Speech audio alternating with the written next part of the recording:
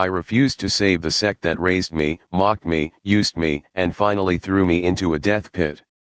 The problem is that hundreds of innocent disciples were still trapped inside. So tell me this. At what point does refusing to help your abusers become the same thing as becoming them? My name is Shen Rui, and for 12 years, I belonged to the Radiant Summit sect. I say belonged because they never treated me like a disciple. I was a tool with a pulse.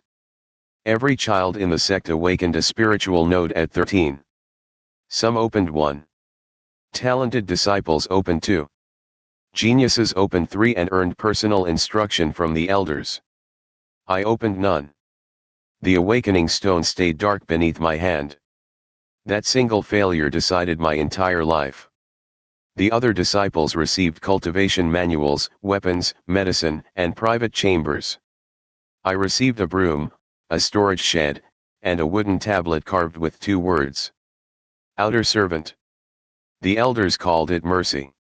They said a useless orphan should be grateful for food and shelter. Then they assigned me every dangerous task that was too insulting for a real disciple. I cleaned beast cages. I gathered herbs from cliffs where wind serpents nested. I carried spirit ore until my shoulders bled beneath my robes. Whenever an array failed, they sent me inside first to see whether it was safe. If I survived, the disciples entered. If I was injured, they called it proof that mortals were fragile. The worst of them was Jianho, the sect master's son. He had awakened 3 fire nodes and spent most of his time making sure everyone remembered it. Jian liked to practice techniques on me because I had no spiritual defense. He never struck hard enough to kill. Only hard enough to humiliate. Once, during a public lesson, he burned the cleaning cloth from my hands and asked why a man without nodes bothered pretending he had a future. The courtyard laughed. Even Elder Sui smiled. I remember looking at every face and realizing that not one person thought I deserved dignity. That was when I stopped hoping they would accept me. I began planning to leave. I saved copper coins beneath a loose floorboard.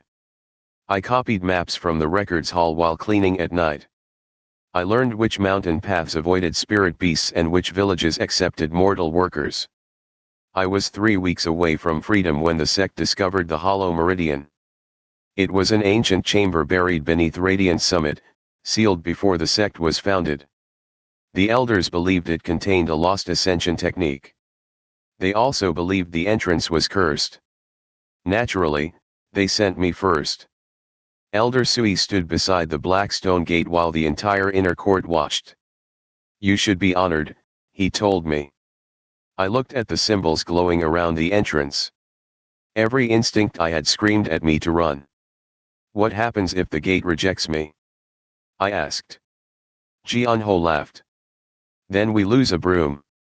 The others joined him. Elder Sui placed one hand between my shoulders. "You have eaten our food for 12 years. Now repay your debt." Then he pushed me through. The gate closed behind me. There was no Ascension manual inside. There was only a circular chamber, 5 empty stone seats, and a pool of silver liquid that reflected a sky filled with unfamiliar stars. A voice spoke inside my skull. "Host detected. Spiritual nodes, 0. Natural aptitude, unmeasurable. Artificial suppression, confirmed." I froze. Artificial suppression. The words appeared again, brighter this time. 5 heavenly nodes sealed by external authority. Removal possible. Accept heavenly ascension system.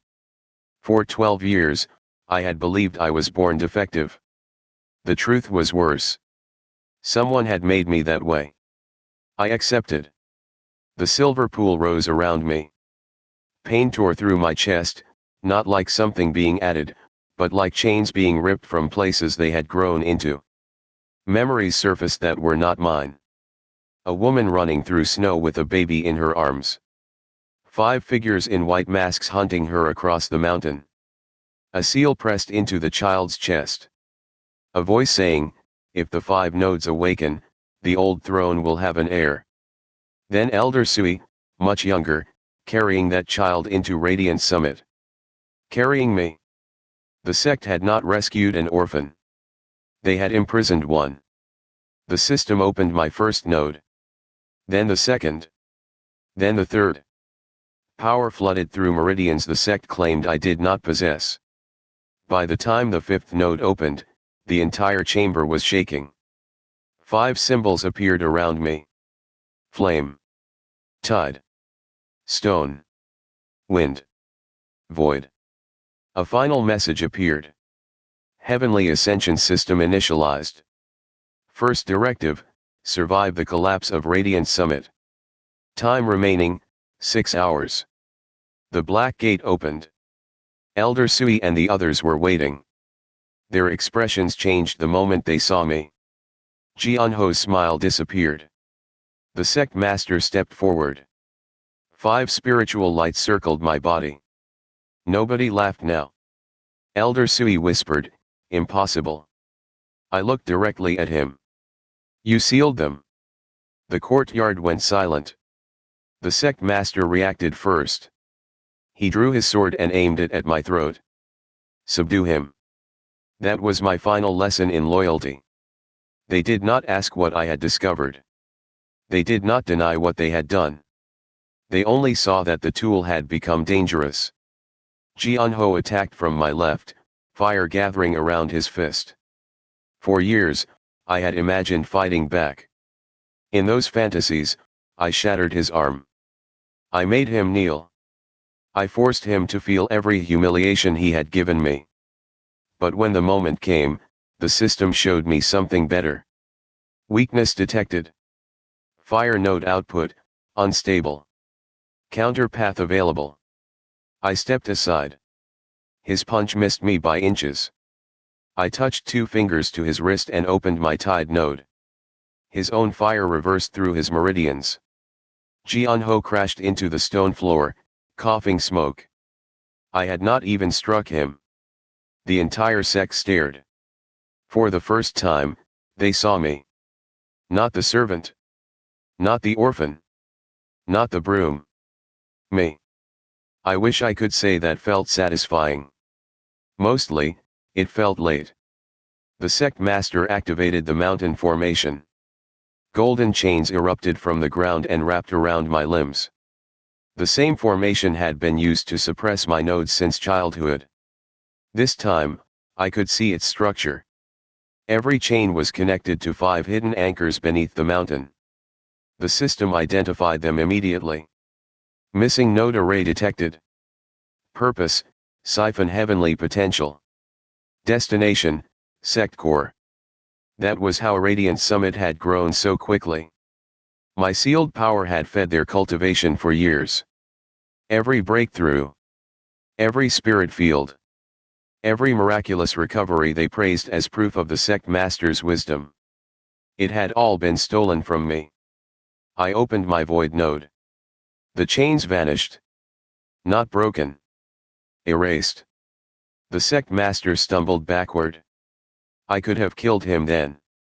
The thought came easily. Too easily. Instead, I walked away. You have 6 hours, I said. Elder Sui's face tightened. 6 hours until what? The mountain collapses. They thought I was threatening them. I was warning them. The hollow meridian had been holding the mountain together. When they forced it open, they damaged the ancient structure beneath the sect. The 5 stolen anchors were failing. Without them, Radiant Summit would fold inward like a closing fist. I told them to evacuate. The sect master called me a liar. Jianho, still kneeling on the ground, shouted that I was trying to frighten them so I could steal the treasury. Elder Sui ordered the guards to seize me again. I left before they could try. For the first time in 12 years, I walked through the front gate without permission. I expected freedom to feel lighter. Instead, every step down the mountain felt heavy. The system placed a map in my vision. Radiant Summit glowed red behind me. Thousands of spiritual fractures spread beneath its foundations. Time to collapse, 5 hours, 42 minutes. If you want us to keep making more stories like this, don't forget to like this video and subscribe to Azure Inkblade. Now, back to the chapter. A new quest appeared. Optional quest, preserve the Radiant Summit Sect. Reward, heavenly merit. Decline penalty, none. I declined. Immediately. No hesitation. They had chosen their fate. That was what I told myself. I reached the lower village before sunset. The people there lived under the sect's protection. Farmers, merchants, craftsmen, and children who had never entered the mountain halls. An old woman recognized my servant robes and asked whether the tremors were dangerous. I told her to leave. She stared toward the summit. My grandson is up there, she said. Outer disciple. He just joined last month. That was when my anger became complicated. The sect master deserved what was coming. Elder Sui deserved it. Jianho had spent years making my life miserable. But Radiant Summit held more than them. Kitchen workers. Stable hands. Children who had arrived after I stopped believing anyone could be kind. Disciples who had laughed because everyone else laughed, but had never harmed me directly. Were they guilty enough to die?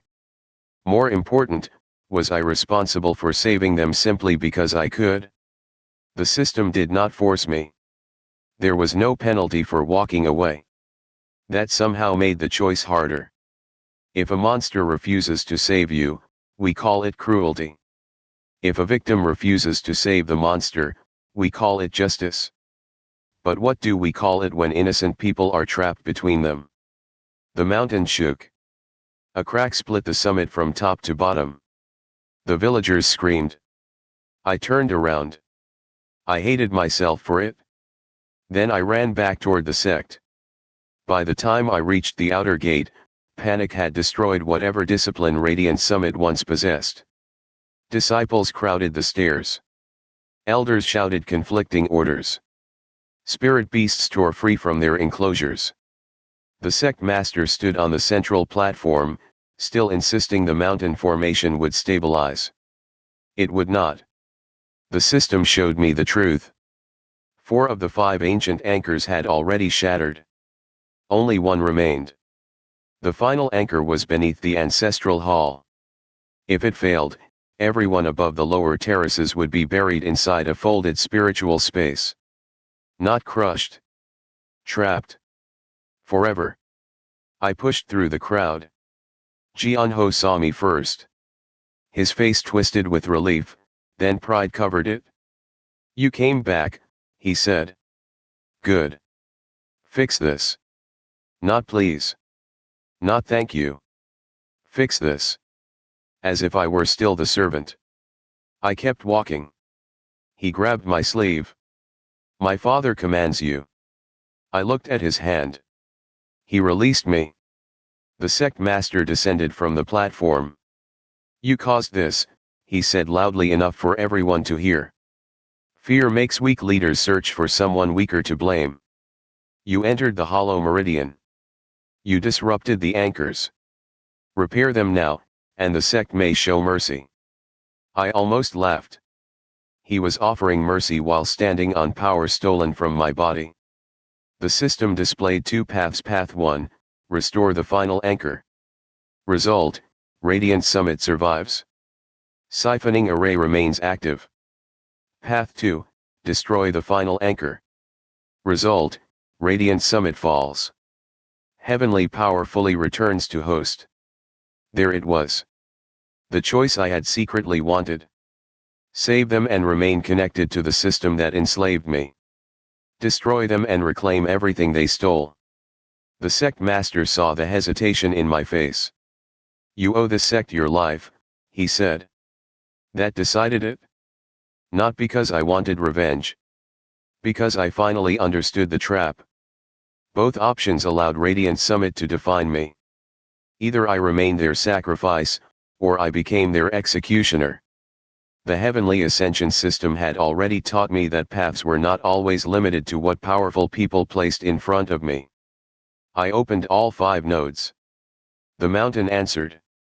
Flame lit the broken formation lines. Tide carried the panicked disciples down the stairs without sweeping them away. Stone reinforced the lower terraces. Wind opened a corridor through the collapsing halls. Void severed the siphoning array from my meridians. The system flashed a warning. Unauthorized solution detected. Creating third path requires permanent sacrifice. Cost, 1 heavenly node. I stopped. The entire sect blurred around me. 1 node. I had only just awakened them.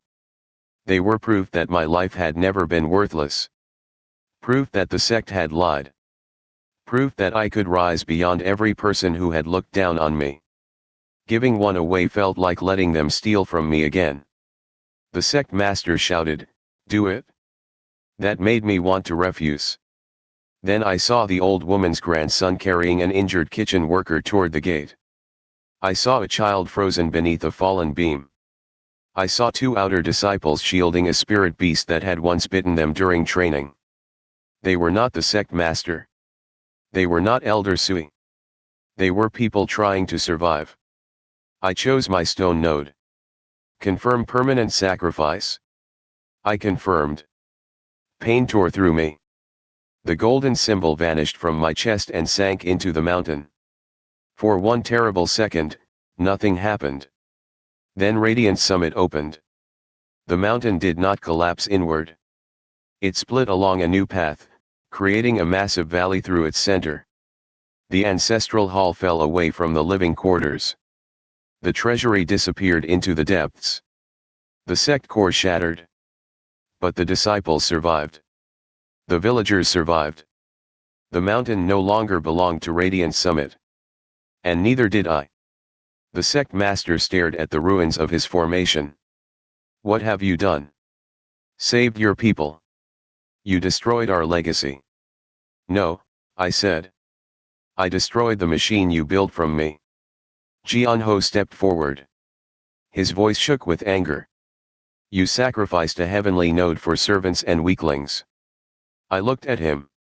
That is why you will never understand what power is. Elder Sui tried to run. The system revealed a thread of silver light connecting him to the seal that had been placed on me as a child. I pulled it free. His cultivation vanished. Not stolen. Returned. Years of siphoned energy flowed from the elders and back into the land, the disciples, and the broken spiritual fields. The sect master fell to his knees as his realm collapsed. I did not kill them. I did something they considered worse. I made them ordinary. The surviving disciples waited for me to declare myself sect master. I refused. Radiant Summit had spent generations teaching that power gave people the right to decide who mattered. I would not rebuild the same system with myself at the top. Instead, I opened the storehouses and distributed the remaining medicine among the wounded. I released every servant contract. I gave the outer disciples access to the manuals that had been hidden from them. Then I walked away. Moral people later told me I had done the right thing. Angry people told me I should have let the elders die. A few said I was a fool for sacrificing part of my future to save people who had stood by while I suffered.